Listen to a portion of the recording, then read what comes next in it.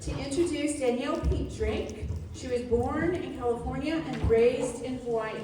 She is the founder of Danielle Parrish Drake Bridal and proprietor of the Garden of Aloha wedding venue in Oahu, Hawaii.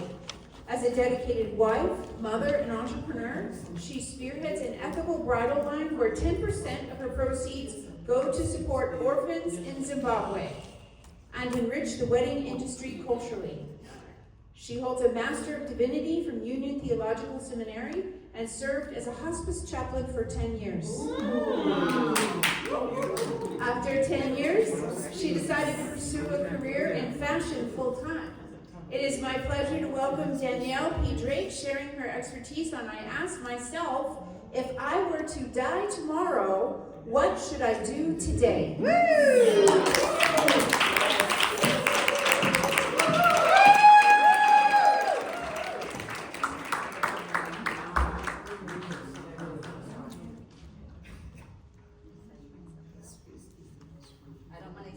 I'll be here for a short time, not a long time, but I'm going to do my work while I'm up here. I just wanted to say that the miraculous happens when you trust God. Yes. God was like, you're going to go to Paris for this event.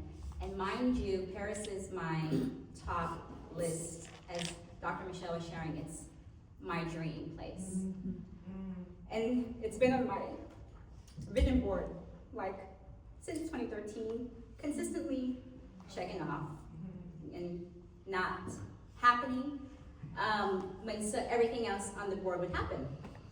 And so it goes by, and then I received this invitation, and I'm like, what? That would be amazing. And so God was like, you're going. And I was like, okay. This is a difficult time. Maybe if you would have said this 2 years ago, I would have been like, yeah, let's go. I'm all for it. But yeah, we have a 6-year-old and a 4-year-old. My husband here, Joseph. And it was so hard to find, to confirm, let's just say, confirm the babysitter. Yeah. And fell right into place. So here we are, and everything is purposed. Everything lines up.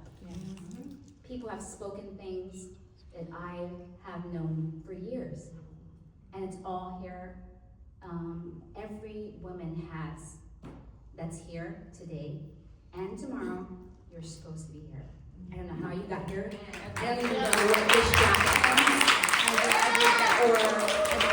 what distractions or distractions, the devil trying to play your hate on your process, your progress. But every break is your breakthrough. Amen. Yeah. So this is supposed to be happening, and everything that is negative is trying to work against your push forward, your birth, right? Yeah. And so, I just had to say that. Thank you, everyone, for being honest and open and coming here with your full selves. Yeah. So, how are we doing, guys? So you guys already know all about me. My dad was Black, African American, and my mom is Filipino American. So I'm half Black and Filipino, and my dad was a pastor. So I'm a preacher's kid, and so my faith and my cultural heritage is what drives me and moves me forward in life. It's a big aspect of who I am. So my dad passed in 2016, and right before I got the invitation to come here, I actually had a dream about him. And I haven't dreamed about him since the year he passed in 2016. And so I figured, my dad's up there, like, doing his thing. And he's like, don't worry about me, But in this dream, he was getting prepared to speak. And we lived right next to the parsonage. And my dad was fluent in in Hebrew and Arabic. Wow. Just a learned man. He was one of 2 Black Boys Nation members, and he got to meet John F. Kennedy. He saw Martin Luther King speak. So just powerful. And he met my mom at Chapman. And so in this dream, he's looking just top notch. He was drafted, he contracted Agent Orange, and he was the 2nd son. So he had to go despite the fact that he was ordained and in college. And so he's a veteran. And so he was very frail when he passed away. And in the dream, he was just strong, had cufflinks on, gold chain, and I used to get excited when he would preach, even if it was just to 15 people in the church, or if it was at the baccalaureate service with thousands of people. I would help him prepare. So in this dream, he's preparing to speak. He's decked out, and I'm like, man, Dad is doing good in heaven. He's strong. So he goes up to speak, and it's kind of like in this, not a church, it's like in a college kind of learning atmosphere. And then other people come up. One of my best friends who also speaks, she gets on the stage and she speaks, and then my dad doesn't speak. And I'm like waiting, like, huh. So we talk it out and we hash it out. And we realized that my friend said, maybe now's your time to speak. Yeah. And then the invitation comes, and God speaks.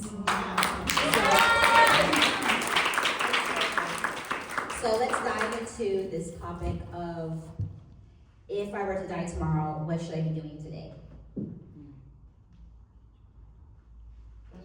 And that question haunted me during the pandemic.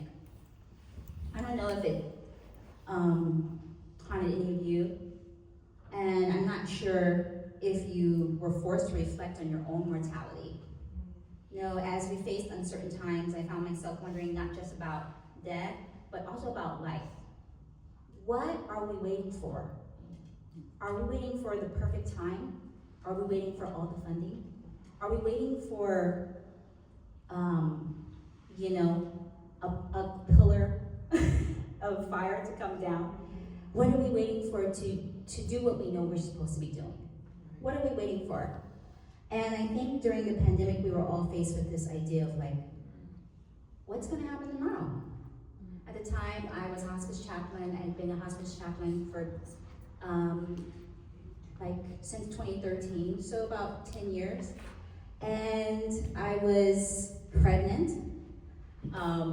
So I was a chaplain, and we weren't allowed to go see patients. Only the nursing staff was. And this was before, the vaccine requirement. So I was just making calls, but we were considered first responders in hospice. And so in just one day, while I was sitting there at my desk, I thought, what would happen if I died tomorrow? Have I accomplished everything that I should be doing? And then that's when I asked myself this question. If I were to die tomorrow, what should I be doing today? And so I'm going to talk to you guys about transitions, destiny's calling, and how to walk in your soul's purpose. What does that look like? How and why should we take the risk to pursue our happiness in our careers? Now, I'll get to the answer. I know you guys were climbing on a cliff about what I'm supposed to be doing, right? In the middle of working in hospice. But I was saying, I was working with grief and death, and this question never came up. One thing, though, that working around death and grief will teach you is that life is short. We should forgive people and move it on, right? Just cut our losses and continue to move forward. We asked ourselves, we're questioned with the whys and hows of death and grief. So yeah, there's my mom and dad. Aww. And so, yes, soul's purpose. So, As I mentioned, my dad was a pastor, so you may be wondering, like, how would somebody, like, openly choose to walk in hospice chaplaincy, right? There was like 2 years that we had in our church where there was so many elders that passed away. And then my cousin, who was 31 at the time, he died of a fluke accident. He got hit by a car. And my dad officiated all of those funerals. And so I kind of liken my upbringing to My Girl. Anybody remember that movie? Yeah. And so, anybody not know My Girl? Okay, so you have a homework assignment, watch the movie. But it's just, everything's normal to her, you know. That's the way she was brought up. So, church was normal to me. And my dad drew this picture, and he just like had a line one day during Bible study, and he drew a line. He said, "This is life," and then he drew a door, and the line continued. He said, "This door is death, and this line is still life." So even though death happens, life continues to happen, and that's even in my life without him. What does that look like without my dad? So, despite this exposure to loss and grief, I never questioned my own mortality, right? You know, thinking we're gonna live to 100. So, anybody else have uncertainty during the pandemic? Yeah. Anybody else was concerned about what would happen tomorrow? Questioning those big topics. So, back to the answer of my question, what if I were to die tomorrow, what should I be doing today? So, I should be pursuing fashion. It was always faith in fashion, but fashion has been me forever. Now, mind you, it wasn't the first attempt, right? It wasn't the first attempt at fashion. When I went to Union Theological Seminary in New York, I got to work during Fashion Week. I got to help with fashion shows, and I got to just like see that world in real time. And then I took some classes at Fit, and I also got to take some dance classes. And then I dabbled in designing garments. I worked with a Senegalese tailor in Harlem. But the urgency of the time is what mattered. And so even if you know you're supposed to be doing something and you keep trying, and it may not be the right time, right? Like 10 years ago wasn't the right time for me to come to Paris, but this time is, right? So I sat at the desk and I started my LLC, and now we're 4 years in. March 11th will be 4 years with Daniel Parish Drake Bridal. Me and my husband partner with that, and we are one of the select vendors with Black Bride Magazine. Woo! Yes, we are one on their suite collective. We're also with Mungaluchi Bridal. I'm not sure if anybody's familiar with Mungaluchi, but they're a multicultural bridal powerhouse. And Cinta Weddings, which is a Toronto, Philippine collective of vendors. And I've also been published in Voyage LA. So it's been happening, but if anybody knows, right, about entrepreneurship has its ups and downs. But just side note, if anybody would like a bespoke gown for the red carpet event, their gala, or if they're getting married, would love to speak with you. And here's our most recent collection. This is the Bloom collection, based upon the tropical flowers of Hawaii in my grandma's garden. Wow. And my grandmother passed in 2018. But it's not just about business for me, it's also about having an ethical brand. And so 10% of our proceeds go to support orphans in Zimbabwe. And my Christian faith, my faith in Jesus, and the teachings of Jesus, because that's really big today. So fashion for me is not just about creating beautiful gowns, but like changing lives and changing the bride's lives too. We have sizes from 0 to 24, and we want to help you envision your dream day. So almost a year and a half after launching my bridal line, the hospice I was working at closed down, so I was like, okay, this is my forever sabbatical, and I'm not going back. And so full force entrepreneurship, ups and downs, running a business, managing, and now we're processing to move forward with the venue. So it's just a lot going on. But I just want to say this, as lioness, because we're we're lioness leaders, especially women, we must take leaps of faith, right? Yes. Because it's never given. Yeah. It's never already written down. Yeah. And even if her story was happening, nobody's telling that story, right? So when I started my bridal line, it was almost like a full circle moment, because as a little girl, I used to draw designs on my grandmother's kitchen table for hours. So it was like, of course, duh, fashion, right? And I fell in love with fashion design. So I know that I'm only here today also because of God's grace. And that my faith is an integral part of every day of my life. And trusting God is hard work, right? Hearing in your gut, in your Holy Spirit, in your heart telling you what's going to happen, you're unsure. So along with fashion, faith has always been my identity. So now I want to help you guys. So how do we know what our soul purpose is? How do we figure that out? Anybody have any thoughts? God draws me in spirit. Okay, I like that. Some people kind of mentioned some things. I've had talks with Tina and some other women about like things that you know you're supposed to be doing and you kind of knew early on, maybe when you were a kid. So I got some flashcards on the table for you all. Everybody take one.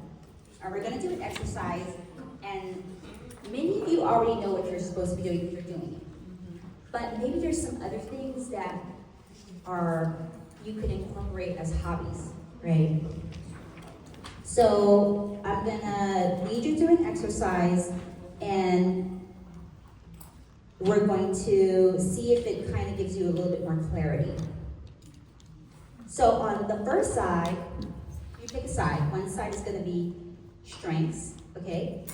So you're going to write strengths on the top, and then you're going to list 3 to 5. Let's do 3 because we're time constrained. 3 times in your life from when you were a child where you felt on top of the world and experienced it happen, and you're like, this is what I'm supposed to be doing. Wow, I could do this forever for free, like so enthralled. I'm on cloud nine. I'm on top of the world. 3 experiences. Write those three experiences down.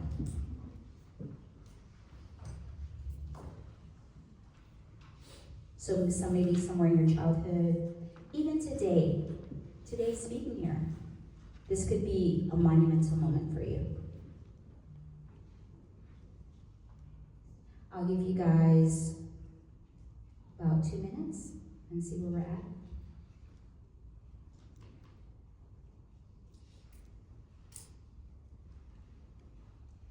Maybe you want an award.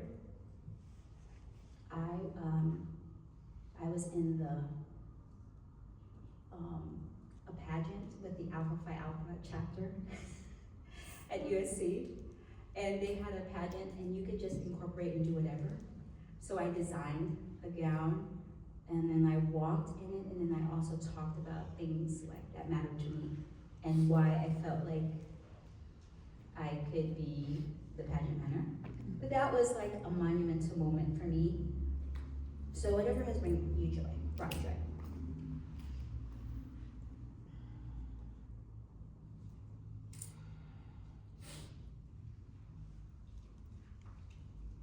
And then leave some space on the bottom, because we're gonna come right back to both of those. All right, everybody pretty much have a couple? Okay, good. So on the back, you're gonna write weaknesses on the top. Weaknesses. And since we already cleared, right, our memories, what was her name? Maureen. She helped us clear our memories. Maybe it could just be you trying to always be in control, or having to know the answer, or being afraid to take the first step because of whatever, you know? What are your weaknesses? Or it could be events in your life, as we've had very intimate hardships shared tonight by the other brave women here. So you can write those weaknesses down. And that is if you have 3. I'll give you guys 2 minutes.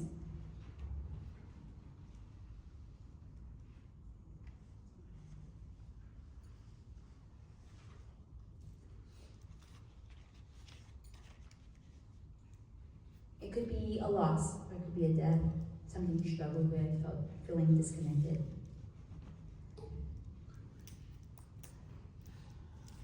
Do we have a genuine consensus?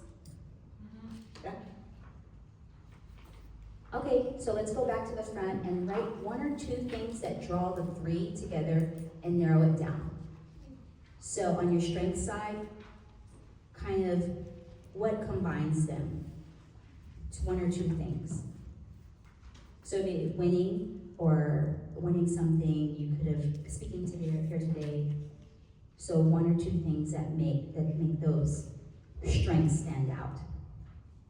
And then those are your dominant strengths.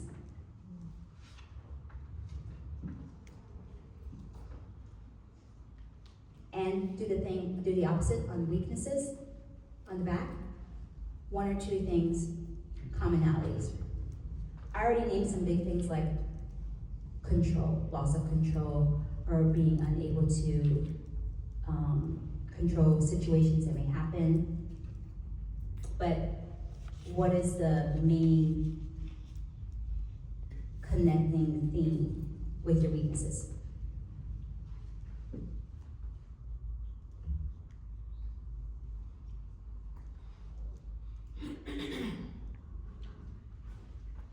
So we did strengths, weaknesses. Now we're on to find 1 or 2 commonalities in each group. Anyone feel like sharing? Okay. What's your name again? Ebony. Ebony? So which side do you want me to do? Whatever, maybe one from both sides. Okay. If you want to share, but yeah. They all literally, when you said the connection, so on the side of strength. Can everybody hear her? Okay. On the side of strengths, can I read over? Yeah, go ahead. The first one is helping my clients birth their books.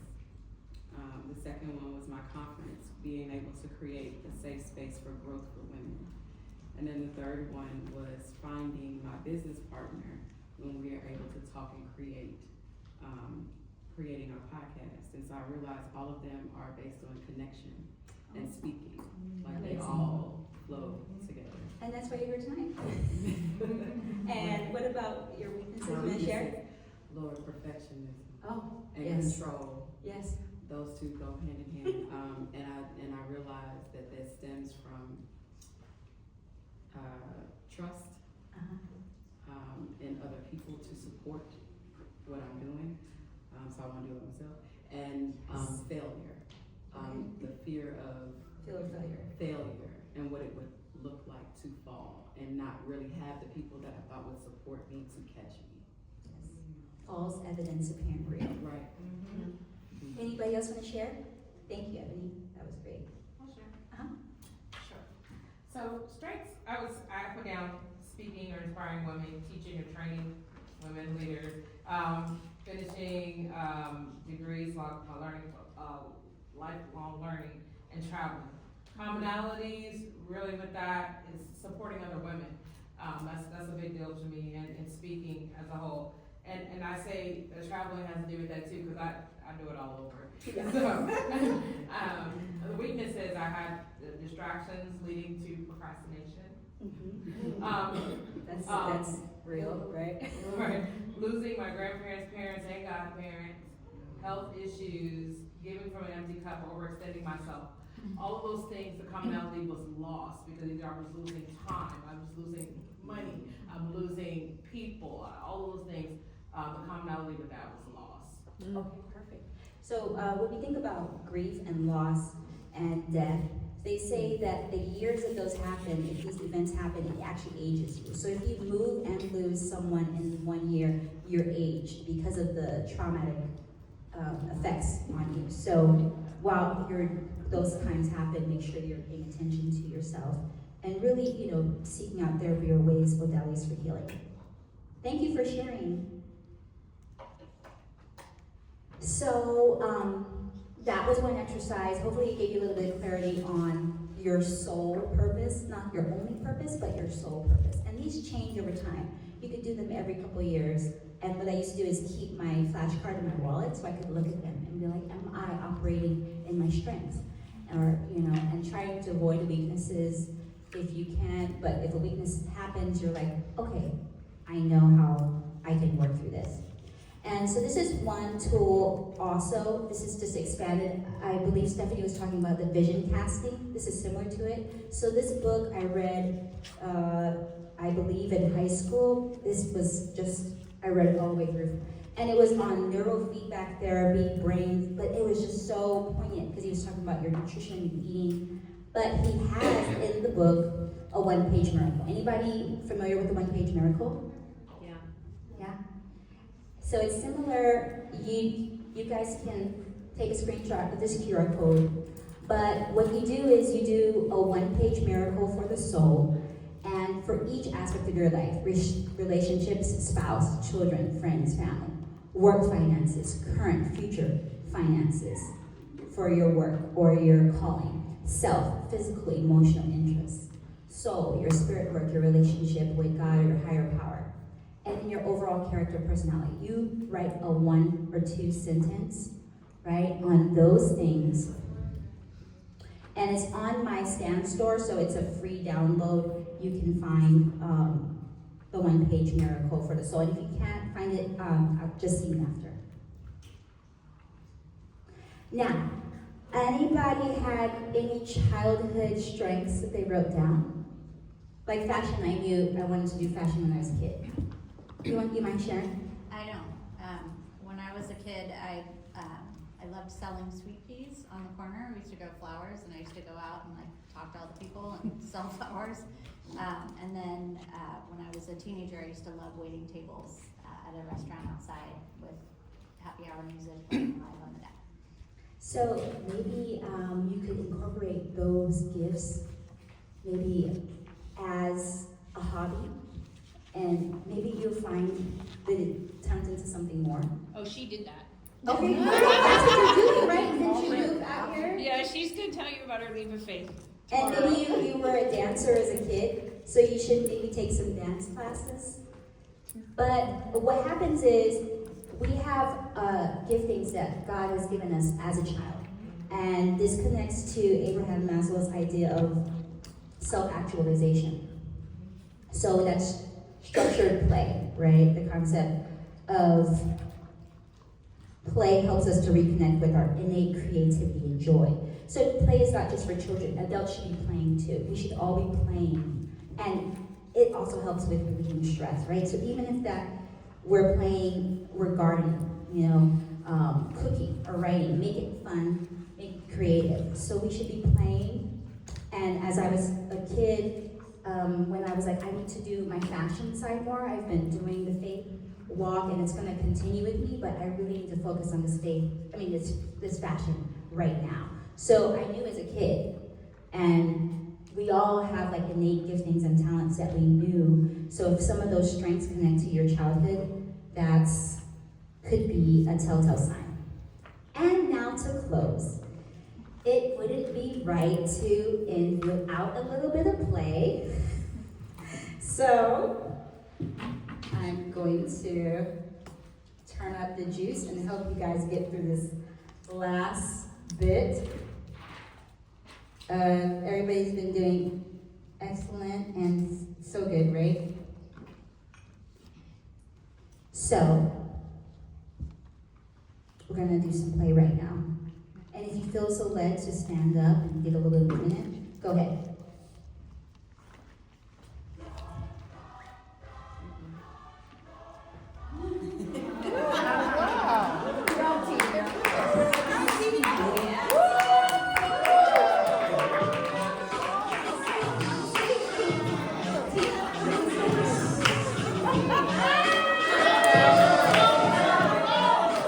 So these are the dresses from my most recent collection.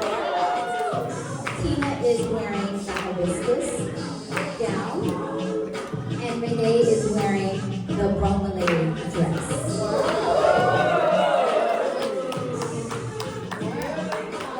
So they're gonna walk down. They're gonna walk down and strut their stuff. Are we strutting? Oh, we're strutting.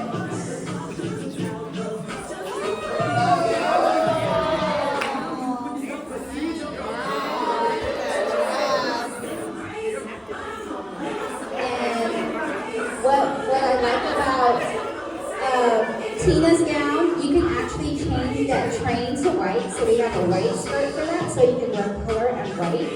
And Renee's dress has like a peekaboo slit there, so you can see it or you don't. You choose it. Justin has been talking about wearing herself, so she's been. Thank you so much, ladies.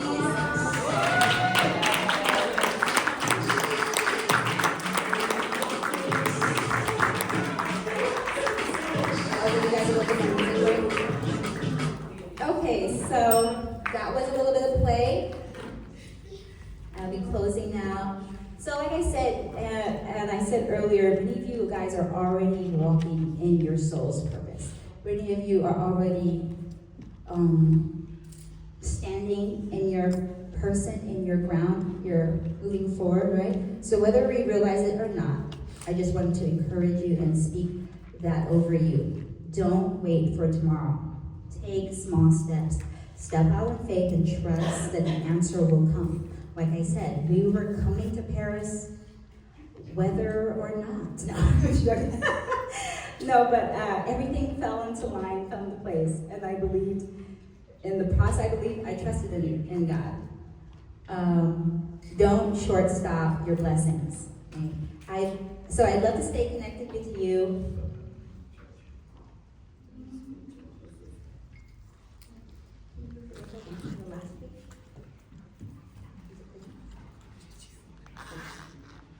Oh, you have The a lot. last slide?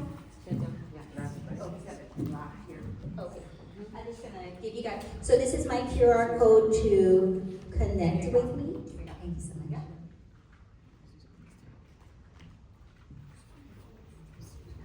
You got it?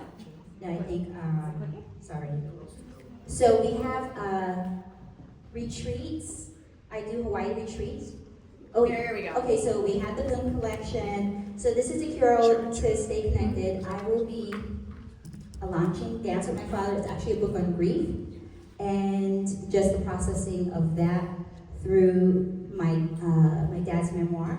We have a wedding venue on Oahu, and it's open for retreats. And then I do a Joyful Wife, Joyful Life retreat. And you don't have to be married. You know, it could just be, we do fun things while working on ourselves. We dance on the beach, and we take pictures in pretty clothes.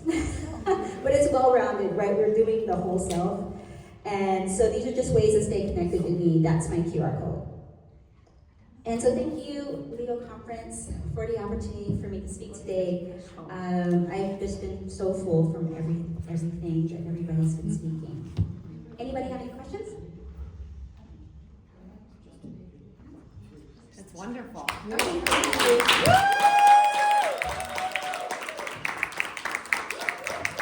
And you guys see Tina and Renee.